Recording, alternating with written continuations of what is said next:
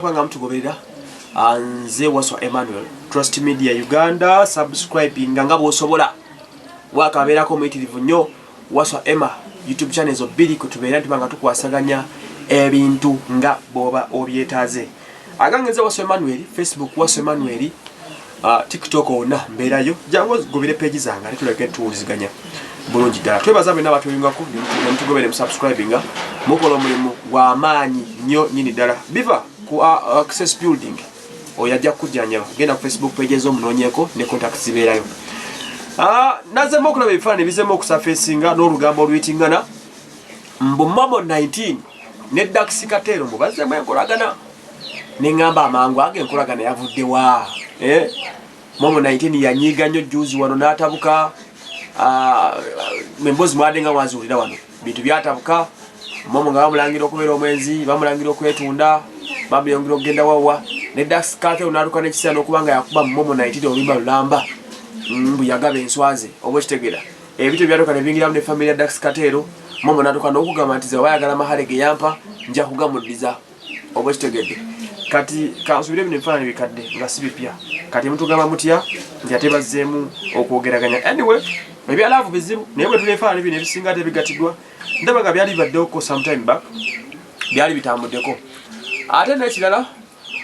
nabagamba stilu nkiddamu nti abasajja bano abakazi omufuna wa layisi nnyo nga wa wansi nga wala Dax Katero yafunira Momo nga wa wansi nnyo kuba Katero yakera ofuna sente naye Momo lwafunafunamu ku sente n'afunamu ne kulinnya n'atandika okufuna abasajja ng'obuvunaanyizibwa kati afuna abasajja nga bamedimu ne bamugamba ye bannaye Momo ku bulungi bw'ogusajja ogutambula n'ennywanto ogwagaza ati ogusajja okugenda ku stage nga kuzanya nguddi kuno oba ogunoonyaako ki naye nga boogera omusajja eyamuzimba n'amufuula ow'enjawulo oba mutegera ensonga zange ezo so abagamba nti Momo yazzeemu okuddingana ne Dax Katero it can be true because era bali baddeko abaagalana oba bali baddeko mulaavu naye kati laavu ya Momo 19 ne Dax Katero obudde buno eba efaananako ng'eya Katumba ono akola obulango ku BTFM ne Sheri Matovu baatuuka ekiseera nga baawukana ebaddawo mwezi guno baawukanye emyezi ebiri ne baddawo ogwokusatu ne baawukana ogwokuna ne baddawo ne beerangira kino ne beerangira kiri ne babogera kino ne beeyogera kiri oba otegera scenarios ezo kati ne mugenda okumaliza ku ending up nga embeera bwetyo era paka oluvannyuma ennyo gwe bagenda okumaliriza nga omukulu Katumba alemereddwa Thaddeus Katumba ng'alemereddwa okubanga alireetinga n'omukyala Sheri Matovu nga Sheri afuuse mupambanyi musambaganyi nga Katumba ekintu akivuddemu nga bamukubye ettale oba okitegera kati ekintu kya Momo essaawa zino ne Dax Katero wekiri kijja kugenda kisajjuka mpola